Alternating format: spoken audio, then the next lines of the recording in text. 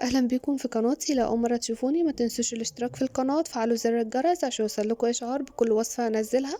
هنعمل النهارده مع بعض فطير مشلتت او فطير بالسكر بطريقه تحفه بجد، مش هتلاقوها في اي قناه تاني لان الطريقه دي حصري على قناتي انا وبس.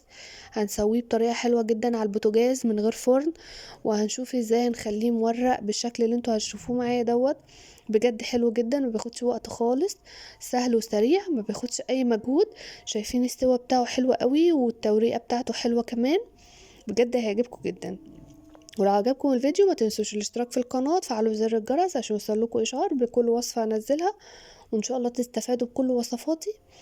وب3 كوبايات دي بس هطلع كل الفطير اللي انتوا شفتوه دوت. هجيب 3 كوبايات دي يكونوا منخولين كويس زي ما انتوا شايفين كده، واحط عليهم رشه ملح صغيره.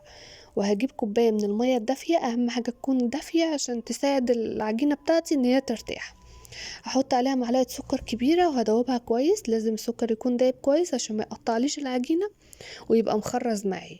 هدوبهم كده كويس مع بعض، وهبدا ان انا انزل الميه واحده واحده على الدقيق عشان اشوف الدقيق بتاعي هياخد كميه سوائل قد ايه، عشان كل دقيق بيختلف عن الدقيق التاني، يعني مش كل دقيق بياخد كميه السوائل الواحده يعني انا ال3 كوبايات دي دول خدوا معايا كوبايه وربع من الميه. فواحدة واحدة في المية عشان ما الدقيق ما يبص وما نفضلش نزود دقيق ونزود مية ونزود دقيق، فواحدة واحدة كده. واهم حاجة برضو المية تكون دافية. هبدأ بقى ان انا اعجن العجينة كده بايدي، يعني هحط شوية بشوية من المية وهبدأ ان انا اعجنها كويس. هفضل اعجن فيها لحد ما العجينة تسيب ايدي والبولة تكون نضيفة. وفي نفس الوقت انا حابة العجينة تكون طرية، كل ما كانت العجينة طرية كل ما كانت الفطيرة طرية. بلاش العجينة تكون ناشفة، انا عايزاها تكون طرية وفي نفس الوقت ما بتلزقش في ايدي وتكون منضفة البولة.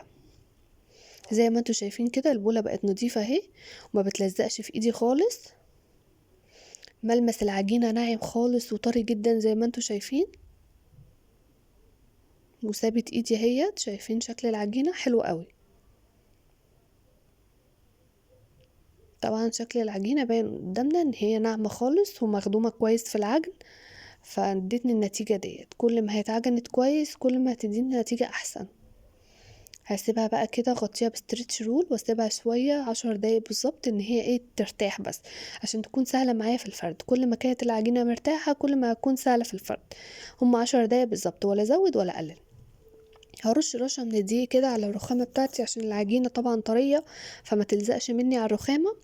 وهبدأ ان انا اقطعها كده او اقسمها على كرات. انا هعملها على 4 فطاير على حسب ما تحبوا. ممكن لو انتوا حابين الحجم اصغر تعملوها اقل من كده في الحجم، تزودوا مثلا عدد الكرات. هجيب بقى العجينة بتاعتي واحطها كده على الرخامة وابدأ ان انا ارش عليها رشة دي من فوق. وهبدأ ان انا افردها كده بالنشابة زي ما انتوا شايفين. اهم حاجة تكون سوا واحد، يعني وانا بفردها تكون سوا واحد، الحروف وكده تكون كلها في نفس المستوى، ما تكونش حتة عالية وحتة واطية. واخد بالي كمان من الاطراف ان هي تكون عالية عن الفطيرة عشان ما تكونش مكلكعة معايا او ما تكونش كلها نفس السمك يعني. هفردها كده كويس زي ما انتوا شايفين.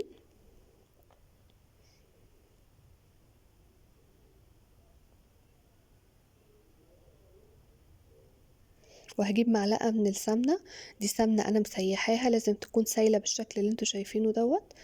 هنا احط معلقة كده من السمنة وابدأ ان انا اوزعها بايدي كويس. وبعد ما اوزعها بايدي هبدأ ان انا اشد العجينة، هلاقيها بتمط معايا بسهولة وفي نفس الوقت بترق اكتر، يعني هتكون الطبقة بتاعت الفطير بتاعتي رقيقة مش هتكون تخينة. وكل ما كانت الطبقة رقيقة والرقات رقيقة كل ما كانت احلى يعني. هبدأ ان انا اقسمها كده بالطول وبالعرض زي ما انتوا شايفين عشان اعمل الرقات. دي طريقة ان انا بعمل بيها الرقات، كل واحد وليه طريقة بس دي اسهل طريقة الصراحة. في طريقة تاني ان انا اعمل كرات صغننة وكرة كبيرة وكده، بس حسيت ان هي مش مستاهلة الصراحة يعني. هي دي سهلة جدا. هفضل اطبق بقى فيها زي ما انتوا شايفين كده، وبين كل رق ورق هحط سمنة حبة صغيرين خالص وابدأ ان انا اوزعهم بايدي واروح مطبقة عليهم تاني لحد ما تتطبق كلها كده بالشكل اللي انتوا شايفينه ده. احط الحته اللي من فوق، بعد كده اعمل اليمين والشمال واحط سمنه وكده زي ما انتوا شايفين. طبعا خليني معاكم واحده واحده عشان تعرفوا الطريقه بالظبط. هبدأ ان انا الفها كده كرة تاني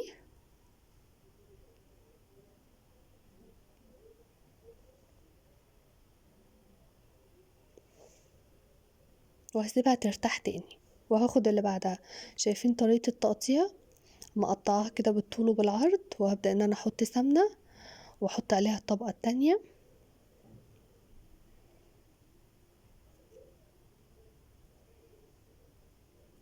دي الطريقة المفضلة بالنسبة لي. هنشوف طريقة تانية مع بعض، والطريقة اللي تحبوها او اللي تريحكم ممكن اللي انتوا تعملوا بيها.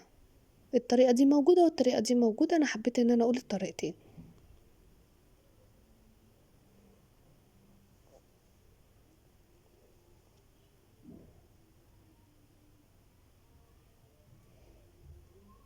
برضو هسيبها كده ترتاح.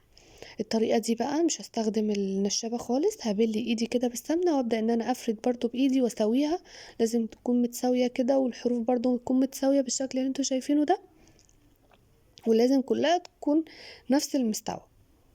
عادي ان هي مقطوعة، عادي مفيهاش اي مشكلة.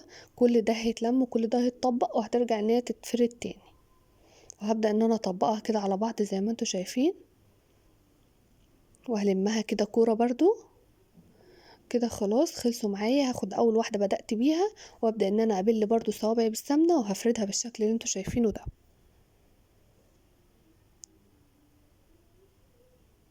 اتفردت بكل سهولة طالما هي مرتاحة العجينة، هتتفرد معايا بكل سهولة. هتشد وهتبقى ناشفة معايا لو هي مرتاحتش كويس، ولو هي العجينة ناشفة اصلا.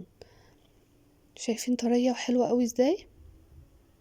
مسافة بس ان انا بدوس من غير اي مجهود، مسافة ان انا ببل ايدي بالسمنة وادوس عليها بكل سهولة بتتفرد. هجيب بقى طاسة او اي حاجة على النار، اسخنها كويس جدا، وهبدأ انزل بالفطيرة بتاعتي من غير ما ادهنها اي حاجة خالص. انزل بالفطيرة بتاعتي واغطيها. لازم تكون متغطية لان الفطير بيحب درجة الحرارة تكون عالية جدا، فلازم يكون متغطي بالشكل دوت. بعد كده هقلبها على الوش التاني. شايفين تحفة جدا ومورقة وحلوة جدا، وما بتاخدش وقت خالص وما بتاخدش اي مجهود.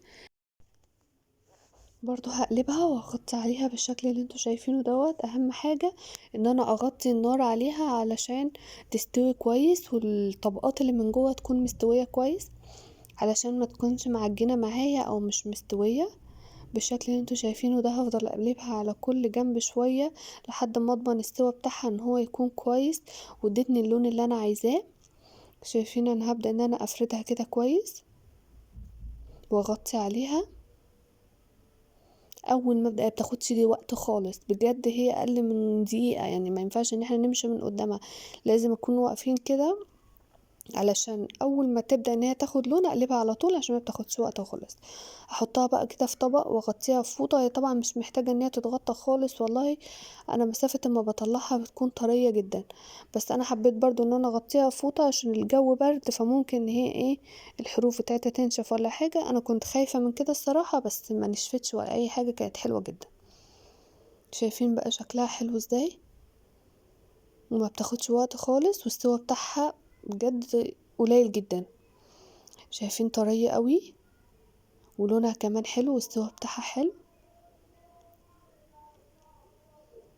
طبعا فطير مشلتت ملوش حل مع حبة عسل مع حبة قشطة، بجد حلو جدا. بس انا بحب اكله بالسكر فحبيت ان انا ارش عليه سكر بودر، بجد بيبقى حلو قوي. بيبقى عامل كمان زي فطير الشارع، بيبقى احسن وانضف، وطبعا بسمنة بلدي. عمر ما حد في الشارع هيعمله بالجودة اللي احنا عاملينها في البيت بجد.